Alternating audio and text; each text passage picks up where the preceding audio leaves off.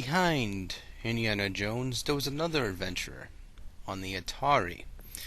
Now, this guy, of course, was named Pitfall Harry. Weird? I know. But anyway, if you just watched the, of course, Crystal Skull movie, you know by now it was good.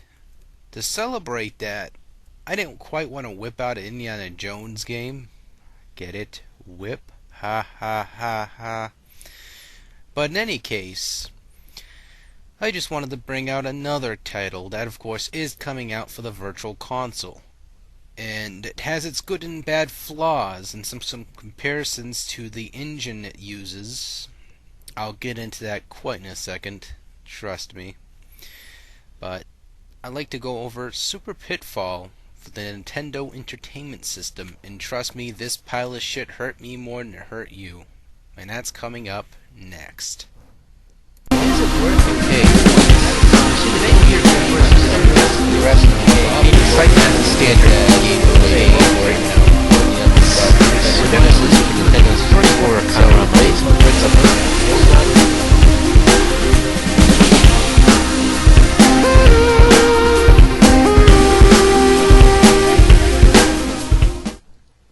Hello, Wii players and all those who happen to watch. Today we're going to bring you Super Pitfall for the NES.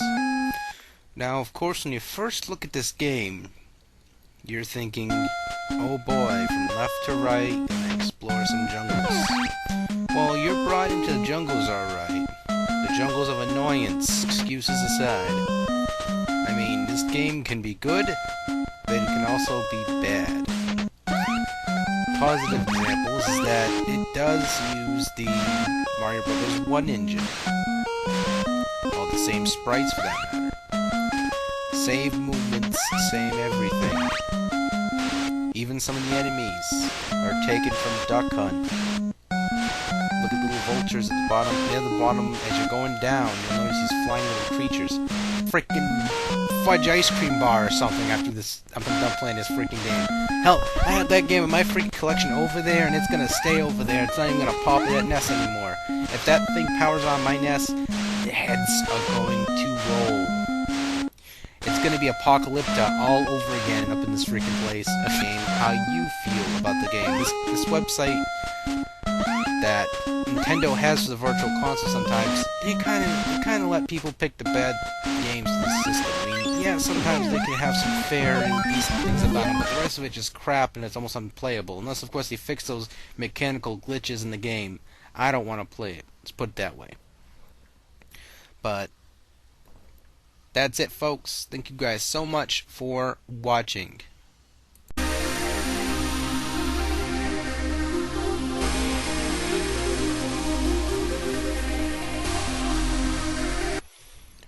Hello, Wii players and all those who happen to watch. Another game today on our special 40th anniversary, so to speak, of the 40th episode of the 40th chapter of the Is It Worth Your Wii Points trilogy. I need a life, folks. Please help me. Kidding aside, today we're going to review Do Re Mi Fantasy, Millions Doki Doki Adventure. Valued at 900 Wii points.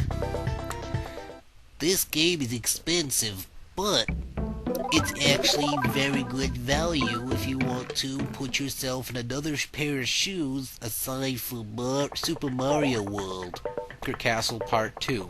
If you watched my older reviews of Million Secret Castle, you know how I really felt about that game. I felt it lacked a lot of detail. I mean, yes, Secret Castle, supposed to find stuff on your own, gotta explore, figure stuff out. That's a given, but it wasn't really my favorite type of gameplay. I like that kind of in-your-face, kind of cartoonish action, you know? Kind of like how Mario Brothers presented it, you know, you stomped on a Goomba, got credit for it. But in this game, you know, you blow up bubbles just like Bubble Bobble, just like any other person. What is my first impressions of this game? I think it's actually pretty darn excellent. The graphics are great, the music is great, there's some familiar faces in this game as well, you will see. And let's just say when you see these two faces, you know who I'm going to be talking about. Very, lively. So when you're in a droopy day, I suggest playing the game. More positive of this game is the controls are smooth. I felt very comfortable playing it compared to the other game. A much better improvement than the first game. So, it was a hidden treasure from Japan. That's what I call it. They did. But however, I was using a translated copy from, of course, emulation.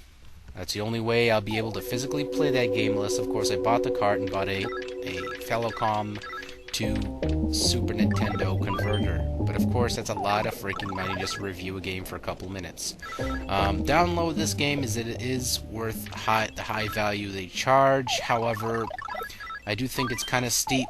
I agree in condolences towards the if they didn't translate it concept, but the game is still playable no matter what.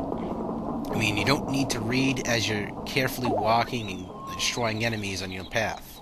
All the worlds, my favorite worlds is the cake level. Hasselhoff made his return on this, and he just popped out this cake level. I like the cake level, which is the second area.